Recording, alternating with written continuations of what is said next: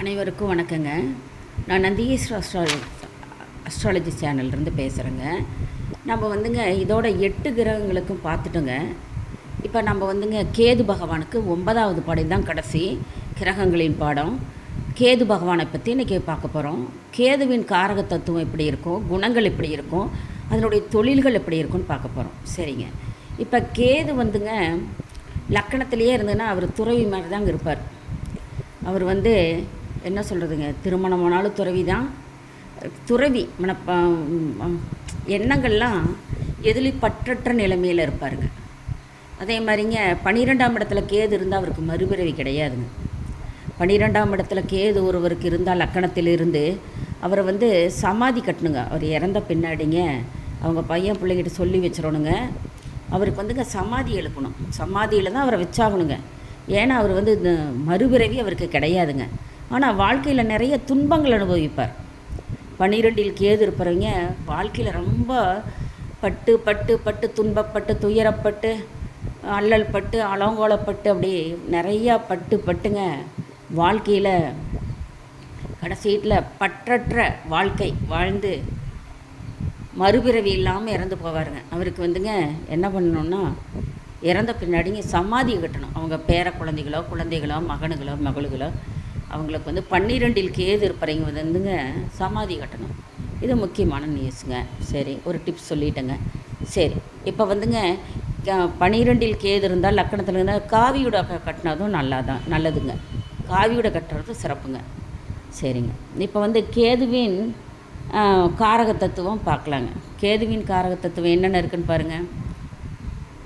தாய் வழி பாட்டன், தாய் வழிங்க, அம்மாவுடைய அப்பா.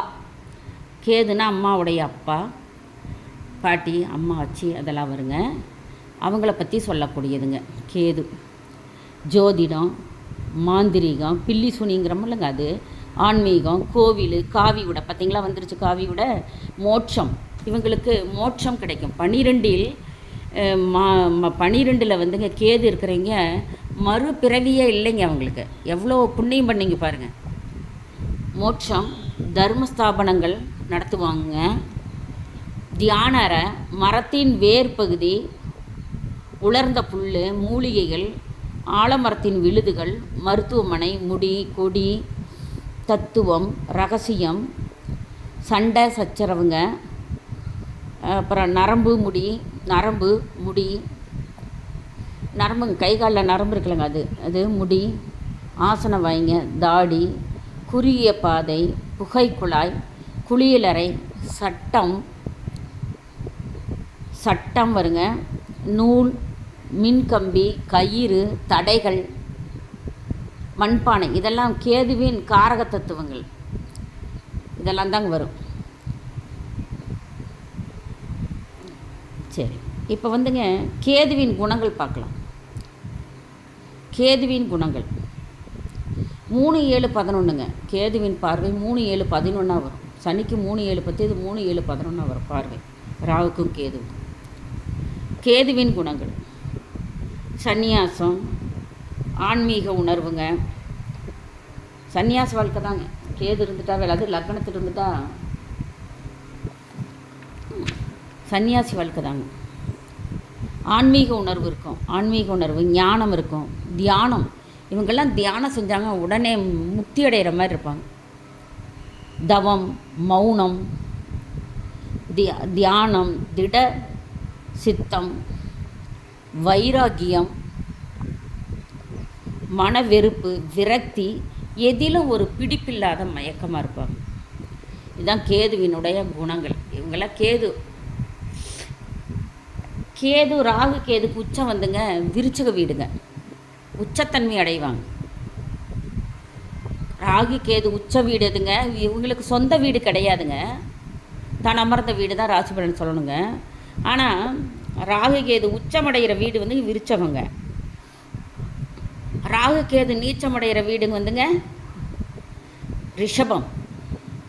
ராகு கேது அங்கே தாங்க நீச்சமடைவாங்க, ரிஷபத்தில். எப்படி ஆப்போசிட்டில் இருக்கிறது ஒன்றா வருதுன்னா, ராகு அங்கே போது ராகு ரிஷபத்துக்கு போகும்போது நீச்சமடைவாங்க, கேது சுற்றிட்டு போகும்போது ரிஷபத்துக்கு போகுது நீச்சமடைவாங்க.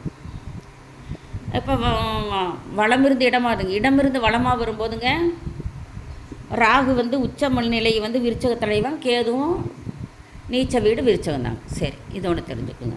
சரி, கேதுவின் தொழில் வந்துங்க மருத்துவம், மந்திர சித்தி மூலம் சிகிச்சை அளிப்பதுங்க. மந்திரம் மூலியமாக சிகிச்சை அளிப்பது, ஜோதிடம், மனபோதனை, மத போதனை, துறவரம் மேற்கொள்ளுதல், ஆன்மீகம், சட்டத்துறை, தையல் கடை வைத்தல், கயிறு வியாபாரம், நூல்பாலையில் பணி, நூல் மில் தொழில் இருக்குல்லங்க அது, மின்கம்பிகள் சம்மந்தப்பட்ட தொழிலுங்க, சாமியாராக போகிறது, போலி சாமியாராக போகிறது, இதெல்லாமே கேது நிலைப்பட்டதுனால. கேது வந்து உச்சமாக இருந்ததுன்னு வச்சுக்கோங்க, அவர் வாழ்க்கையில் கண்டிப்பாக வாழ்க்கையில் பிடிப்பில்லாமல் தாங்க இருப்பார். பட்டும் படாமல் வாழ்க்கை இருக்கும் அவருக்கு வாழ்க்கை. சரி, 12ல் கேது இருந்தேன்னா நான் என்ன சொன்னேங்க, அவங்க இறந்தால் சமாதி வைத்து அவங்கள பிதைக்கணுங்க. அது உண்மைங்க. இது வந்து அவங்களுக்கு தெரியாது 12ல் கேது இருக்கான்னு. அது பேர பிள்ளைங்க பசங்கள்லாம் பார்த்து 12ல் கேது இருக்கிறவங்களுக்கு இறந்த பின்னாடி நீங்கள் அந்த கடமையை செஞ்சால் உங்கள் வழி, உங்கள் பரம்பரை வழிகள் வந்து நல்லபடியாக இருக்குங்க. அவர் வந்து மறுபிறவி இல்லாதவங்க. அந்த சமாதிக்கு நீங்கள் சூடம் தீபம் ஏற்றி வழிபடுதல், கேட்ட பலனே அவர் தருவாருங்களாம். படம் கூட பூஜை அறையில் வச்சு வழிபடலாங்க. இதெல்லாம் அவ்வளவு 12ல் கேது இருக்கிறவங்களுக்கு அவ்வளவு நம்பிக்கை நம்மளுக்கு தருவாங்க.